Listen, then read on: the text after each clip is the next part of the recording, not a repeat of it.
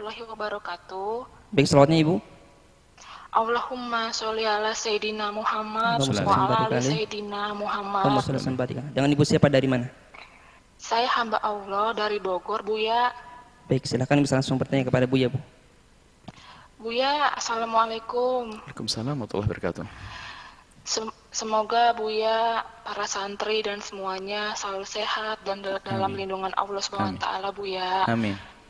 Saya pendengar Buya setiap hari, Buya. Masya Allah, terima kasih, doakan. Buya, ini di luar tema, Buya. Saya kan? Begini, Buya.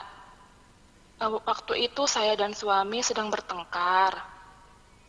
Lalu suami mengatakan kepada saya, begini kalimatnya, Buya.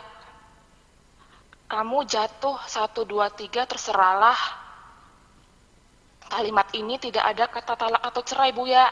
Bagaimana hukumnya, Buya? Baik. Terus yang kedua, Buya, begini, Buya. Suami pernah juga mengatakan, apakah kalimat ini, Buya? Saya sebutkan, Buya, boleh? Silakan, bukannya tidak. Buka app boleh. Iya, Buya, maaf, Buya. Anggaplah kamu sudah talak 1. Apakah ini kalimat termasuk talak, Buya? Baik. Soalnya waktu itu suami tidak bermaksud menjatuhkan talak. Suami hanya mau mengajak saya diskusi dan untuk berpikir saja, Buya. Baik. Boleh satu lagi, Buya? Maaf, Buya. Silakan, ayo. Oh iya, Buya. Makasih, Buya. Bagaimana, Buya, hukumnya? Apa boleh menjatuhkan talak sarih berdasarkan kasus talak kinayah yang setahun lalu? Karena saya ini was-was dan terus menanyakan apa niat suami waktu itu. Padahal suami sudah bilang tidak ada niat untuk bercerai dan sudah lupa, Buya, niatnya karena sudah lama. Begini, Buya, bunyinya ini baru kemarin. Ya sudah, abang jatuhkan talak 1. Talak ini berdasarkan talak kinayah setahun yang lalu ya, Bu, supaya kamu tidak was-was lagi ke depannya. Baik. Ya, begini, Buya. Masya Allah. Terima Udah, kasih banyak, Buya. Semoga sama-sama. Buya sehat selalu, Buya. Sama-sama, amin, amin. Baik. Talak memang ada 2. Yang pertama adalah talak kinayah. Kinayah itu adalah secara zahir maknanya tidak mengarah kepada perceraian yang sesungguhnya. Bisa diartikan dengan makna yang lain, itu namanya kinayah. Selagi seperti itu, maka tidak akan dianggap sebuah perceraian kecuali laki-laki yang mengucapkan kalimat tersebut melintaskan niat di dalam hatinya untuk mencerai. Kalau ada seorang suami mengatakan engkau jatuh 1, 2, 3 terserah itu, ya mau jatuh dari tangga barangkali waktu Anda ngomong di atas meja. Anda mungkin bagaimana? Maksudnya apa? Ditanyakan dulu, apanya jatuh dari apa? Apakah mungkin istrinya lagi berbisnis atau bagaimana? Ada jatuh. Nah, ini perlu ditanyakan. Kalau sang suami mengatakan ya jatuh cerai, berarti itu pun juga belum. Itu hanya menawarkan saja, kalau mau terserah. Itu juga tidak dianggap sebagai sebuah perceraian. Karena hanya mengatakan ya terserah kamu. Nah, ini terserah ini bukan sebuah perceraian. Jadi seperti itu yang pertama. Yang kedua adalah tadi apa? Suami berkata, anggaplah kamu sudah talak 1. Tapi suami Gimana? Tapi suami gak bermaksud talak. Anggaplah Kamu sudah talak 1. Anggaplah kamu sudah talak 1. Itu belum juga. Karena apa?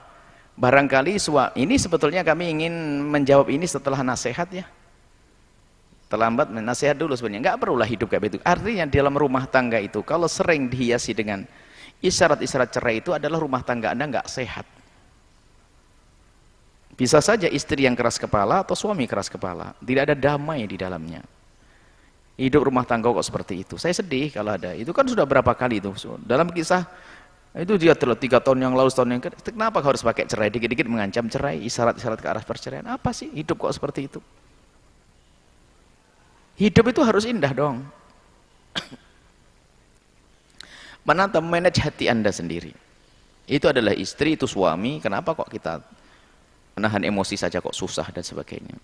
Ini kalau sudah di dalam rumah tangga itu sering diwarnai dengan keraguan-keraguan tentang perceraian, sebenarnya sudah nggak sehat. Istri dikit minta cerai, suami nggak sehat itu. Maka bisa dikatakan bukan cerdas deh begitu. Selesaikan dengan baik. Hindari kalimat semacam itu. Sehingga jangan sampai Anda fokus kepada masalah kalimat cerai atau bukan cerai, tapi ada fokus dengan permasalahan apa yang terjadi selama ini. Berubah dong gitu. Menyesal tapi nggak berubah, menyesal nggak berubah, itu nggak dibenarkan. Baik.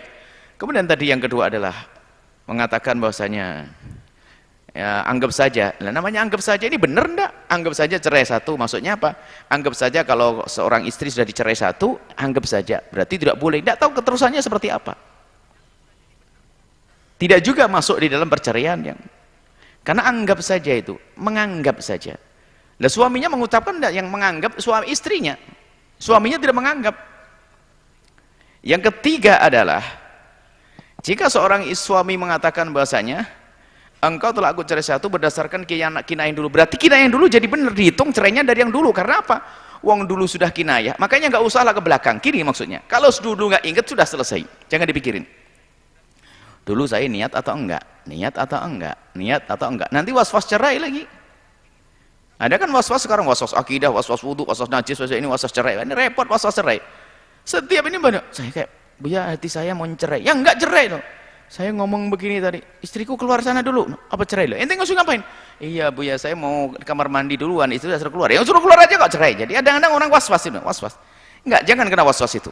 Jadi kalau itu adalah di tahun yang lalu tidak teringat niatnya, ya sudah selesai. Tidak teringat niatnya, lupa, ya sudah selesai. Kemudian mencerai saat ini dibangun atas niat yang lalu, dia harus ingat waktu itu niat atau enggak. Kalau waktu itu tidak niat, ya nggak jatuh. Didasarkan pada sesuatu yang nggak jatuh, cerai kok. Misalnya seorang suami tidak pernah mencerai, ya sudah cerai satu berdasarkan cerai tahun yang lalu. Tahun lalu tidak pernah mencerai. Nah, tidak jatuh cerai. Jika kembali kepada tolak kinayah tahun lalu adalah memang benar dengan niatnya, ya jatuh. Kalau tidak, ya sudah, jangan dipikirin. Baik. Sudah seperti itu, intinya Anda jangan kena was-was. Mestinya bermesraan, mau ketemu suami, was-was terus, was-was terus, was-was terus. Mana keindahan setelah itu, ya? Dan tolong segera diberesin penyakit keindahan dalam rumah tangga itu yang mengarah kepada perceraian dan sebagainya, segera selesaikan. Jangan biarkan begitu terus, maka hidup tidak akan indah. Suami, hei para suami, jangan gampang mengucapkan kalimat cerai. Hei istri, jangan mudah meminta cerai.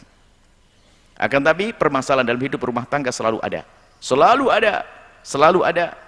Kita hidup di dunia, baru nanti kalau di surga Anda nggak punya masalah lagi.